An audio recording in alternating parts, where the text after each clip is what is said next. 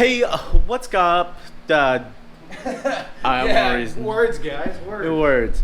But yeah. So 280 time today.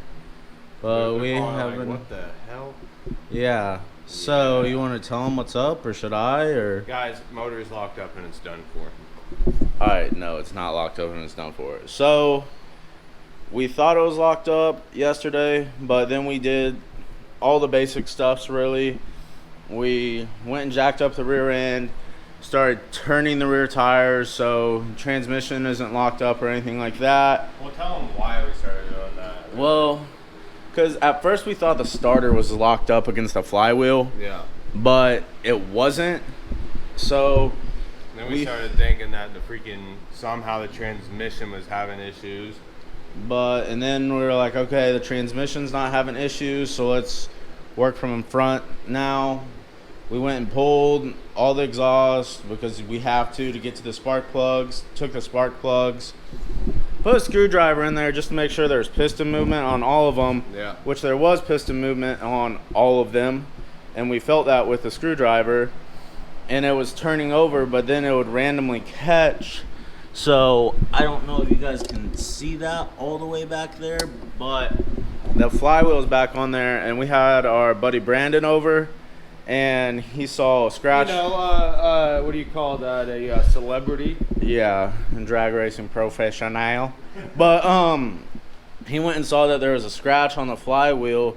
So what we're thinking right now is because of the motor mounts and how there's semi-solid motor mounts, I'll show you on this motor over here, is that the rear main cover bolts, which are like right here and everything, we think one of those backed out because somebody didn't use Loctite, did they?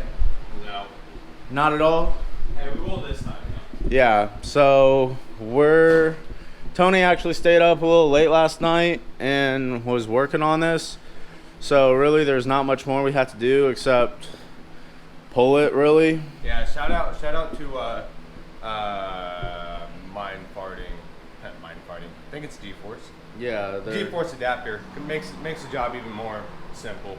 yeah. Yeah, this is gonna be a simple, like, if we ever need to yank this motor to swap in a new one, that adapter makes it so much easier. These Dirty Dingo motor mounts makes it phenomenal to work on. I mean, it's just simplified.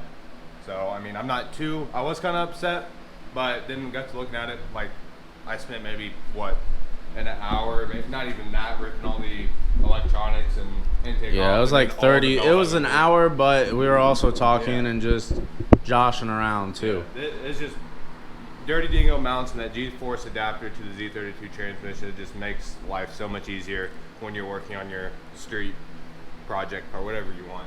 It's just simplified. So we're gonna go ahead and, Tony's gonna go ahead and get the rest of the electronics out of the way. And we already have the engine puller out here, so we're gonna get that. And all of this is thanks to Bang that we have the energy to do this. Oh, and if you guys haven't tried this Miami Cola flavor, first time trying it, it's 100% my favorite Bang flavor right now. So go ahead and copy one. But we're about to pull this motor, and hey, see you in a sec.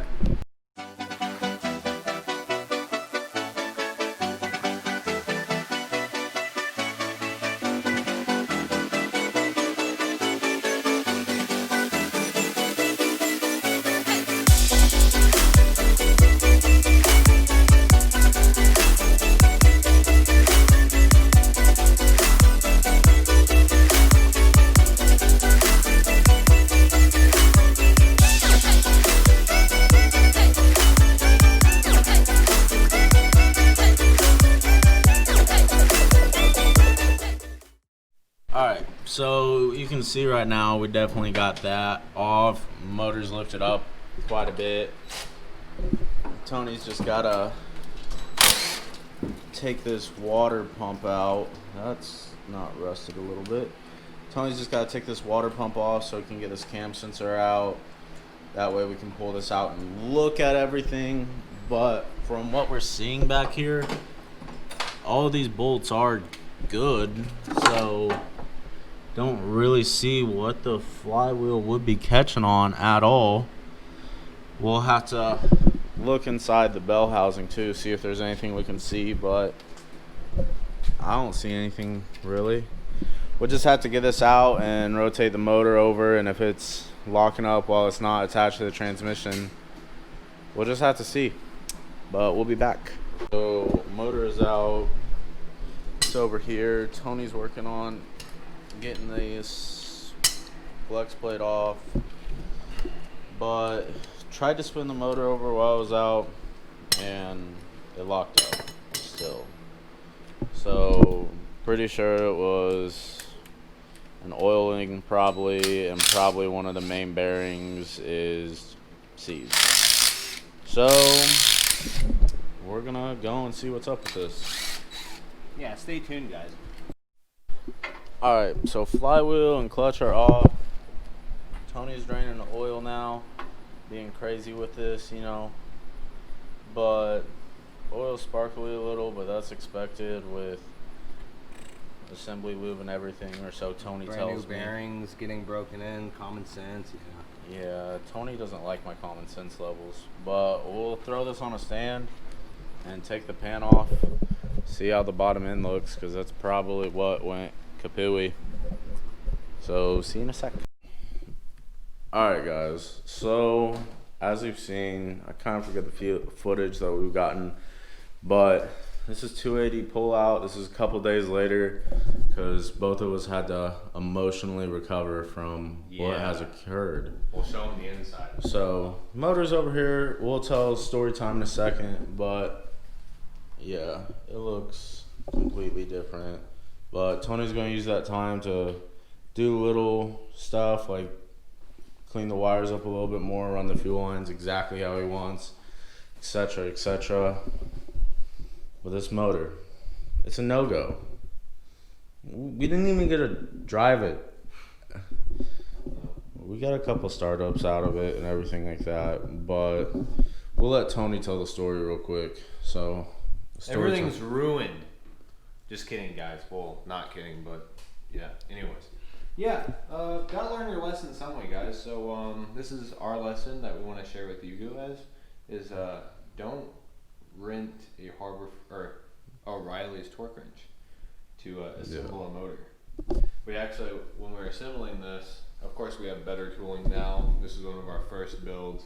As you guys know, the Trailblazers motor runs great. All the other motors run great.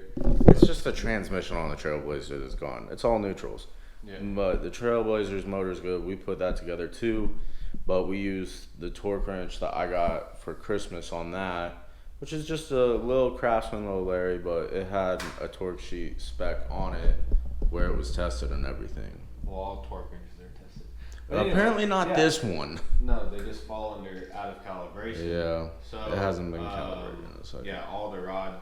Oh, Whole bottom end. We did a run through testing on the whole, narrowing it down to what it could be. We ended up pulling the motor. We drained the oil. When we went to flip it over on the stand, we heard immediately a clunk in the dry pan. So we ripped it off and we found bearings off of one rod. One rod was completely. Find the rod cap because everything's in this general area over Well, here. it should still be on it. Just twist the bolt. Well, I'm trying to find it right now because I see some. I don't see twisty. So Tony's gonna find that one so we can show you what happened. But yeah, so that's what happened with that little Larry. Of course, all these rod caps were loose. There was no actual torque. The correct torque wasn't put on them. So this one actually bent the bolt, made itself off of the crank, which then in turn did. You don't need to do that. You need to pull this pin, bud. Oh yeah, what am I doing? Yeah. Tired. You haven't had enough bang today. Yeah. Which in turn Went and put a pit. So you can see it right there where it was rubbing. Oh yeah, some light. So you can see right there where it was rubbing and then looking. Oh, that's just light. No, put it the other way. How's that? No. No, put it back from the top. And then right there, too, where it had hit the cylinder wall. So this block, I mean, it's not junk necessarily, but It needs machine work. And this whole thing's on a budget. So So we one simple issue of not just going out and buying our own torque wrench after we broke the one we had. We rented one, resulted in all of this. Gen 4 rods, all trashed. Well, not all of them. They're trashed. All new Clevite tri-metal rod bearings trashed. ARP rod bolts Get one of trashed. those bearings real quick, just show 'em. 'Cause we didn't do a close up on the They're all bearings. loose. They're all Every single one of these bearings are bad. And these were machined rods to house the ARP P. hardware, all trashed. Block, technically trashed. Pistons trashed. I thought I was going to be able to just throw these pistons on the other set of Gen 4 rods we have, so I can at least keep reliability with the power that I want. But This one is really scarred up. Oh, it actually had bearing material. Well, one of them does. yeah, so this block is gone. Here it is. Not gone, but it just needs. Yeah, that one's chunked up. But this block's not gone. And It then all needs of gone these, through. Being that all of those were loose, they all kissed the heads. So more than likely, I'm hoping that somehow I didn't bend valves, but more than likely we're gonna have to take apart other heads to put valves in this, hoping that the valve See. guides aren't cracked. So All because of one thing, guys. So basically, we didn't want the 280 to be down at all. So I'm making a donation to Tony. Yeah, charitable donation. And the block that I was gonna use for the vet, he's gonna take. We're gonna do a trade. Yeah, I love doing lots of machine work. You were gonna get one bored over anyway. Just a little bit. But As you guys can see, he's gonna use my Gen 3 block. I had Gen 3 rods. Gen 3 rods, but this is just so we can get it driving, you know. So the direction of the 280, it's gonna go Gen 3.